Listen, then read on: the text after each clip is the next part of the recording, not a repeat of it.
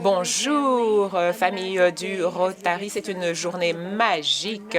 Nous allons parler de notre priorité absolue et je suis fière et heureuse de vous présenter mon ami, le docteur Jafari, et nous allons parler donc de notre priorité absolue.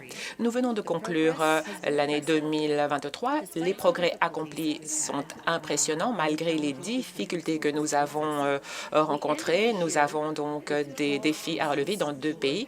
Nous avons 12 cas d'enfants paralysés par le poliovirus sauvage. 12, c'est beaucoup trop, en Afghanistan et au Pakistan.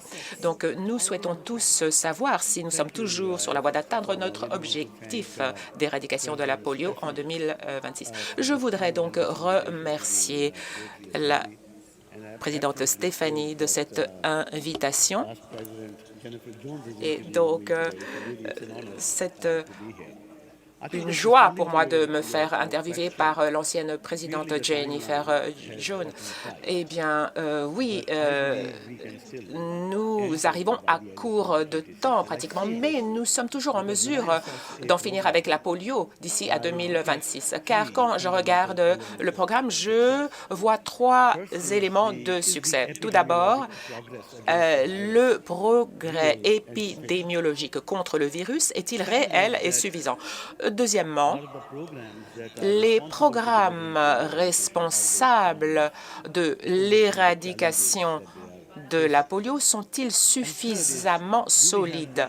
Et troisièmement, avons-nous un engagement politique et les ressources financières? Donc, je vais passer en revue ces 3 critères de succès. En ce qui concerne le progrès épidémiologique, nous avions 140 cas de poliovirus sauvage en 2020. En 2023, il ne nous en restait plus que 12. Nous avions 16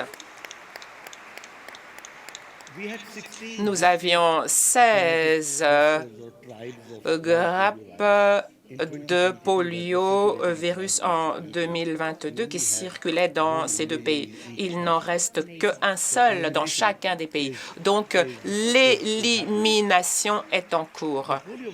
Le poliovirus sauvage ne reste que dans quelques districts en Pakistan et en Afghanistan. Et le virus indigène n'a pas montré de présence en dehors des régions donc restreintes. Et donc, il y a des voyageurs qui viennent d'Afghanistan qui sont pris en charge. Et donc, le virus ne peut plus ressortir en dehors des zones confinées. Et donc, le progrès que nous enregistrons est vraiment probant. Deuxième question, les programmes en Afghanistan et au Pakistan sont-ils suffisamment solides? Je pense qu'actuellement, ces 2 pays, les programmes dans ces 2 pays sont les plus forts que nous ayons jamais vus. Il y a une résilience, des innovations, une excellence opérationnelle qui sont extraordinaires, surtout compte tenu des défis géopolitiques. Et finalement, l'engagement politique est-il là? Nous avons vu au Pakistan un engagement politique malgré les remaniements politiques. L'armée est fortement engagée. Il y a donc un consensus au sein du pays. Et en Afghanistan, nous avons accès à l'ensemble du pays. Et le rôle joué par les Rotariens pour obtenir cet engagement politique en Afghanistan et au Pakistan. Donc, votre visite à l'été 2022 et le travail fait par Aziz Memon pour nous permettre d'atteindre la ligne d'arrivée est exceptionnel. Les ressources financières, c'est là que nous avons des lacunes. Et c'est là que la magie du Rotary intervient. J'aime beaucoup que vous parliez de cela. Nous avons tous entendu la présidente élue Stéphanie donc parler de son intention de se rendre sur place. Nous savons que l'infrastructure politique de santé publique, l'infrastructure de santé publique dans plus de 70 pays, donc, est vraiment ce qui sera notre empreinte. Donc, est-ce que nous pouvons continuer d'avancer? Oui. Donc, nous avons pu sauver des millions de vies. Il y a maintenant des pandémies auxquelles nous sommes confrontés. Nous devons protéger les enfants et les familles qui vivent dans les zones de conflit et faire face aux crises humanitaires. Ce que j'ai appris en Inde, c'est que quand nous avons réussi à éradiquer la polio, eh bien, le gouvernement aussi a répondu présent. Je suis convaincue que la même chose se produira au niveau mondial. Une fois que cette infrastructure aura montré qu'elle a réussi à éradiquer la polio, les gouvernements interviendront. Nous devons poursuivre sans relâche jusqu'à la ligne d'arrivée. Nous ne devons pas succomber à la lassitude. Nous sommes ici avec des dirigeants rotariens du monde entier. Quel message avez-vous pour eux? Que souhaiteriez-vous qu'ils transmettent à leurs membres? Ces dirigeants rotariens sont dans une position incroyable. Je leur dirais, transmettez le message que chaque fois qu'il y a quelque chose de phénoménal, il faut savoir que le progrès n'est pas linéaire. On avance et on recule. C'est comme les cours boursiers. Ça avance et ça recule. Donc, il faut garder le cap. Deuxièmement, je crois qu'il est très important de garder les yeux rivés sur le prix final.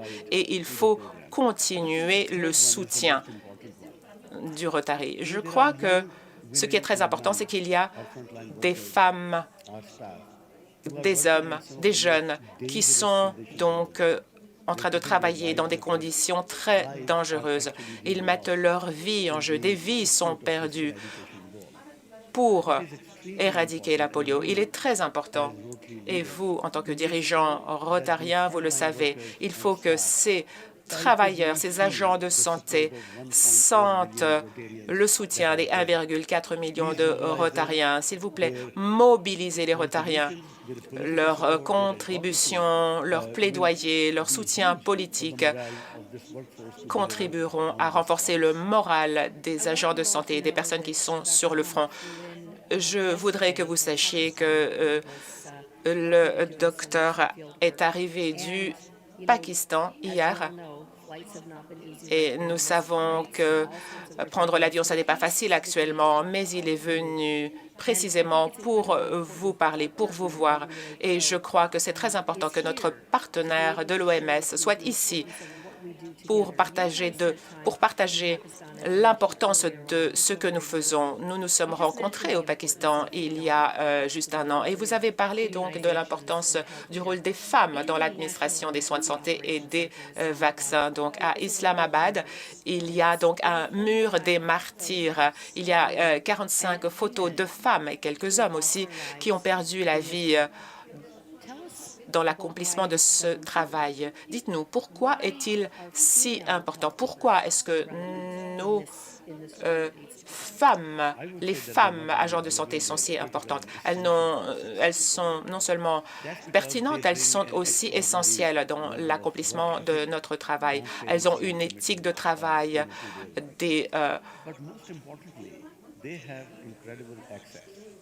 elles ont des qualités qui leur sont propres. Elles ont accès aussi, un accès physique à un grand nombre de personnes, aux jeunes mamans. Elles ont un accès émotionnel aussi, donc aux jeunes femmes et à toutes les personnes qui jouent un rôle dans la vaccination. Et elles sont aussi dignes de confiance. Elles bénéficient de la confiance des populations.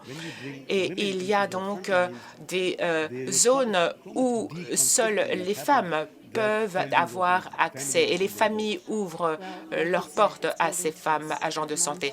Il s'agit de la confiance dont elles bénéficient de maman à maman d'humain à humain.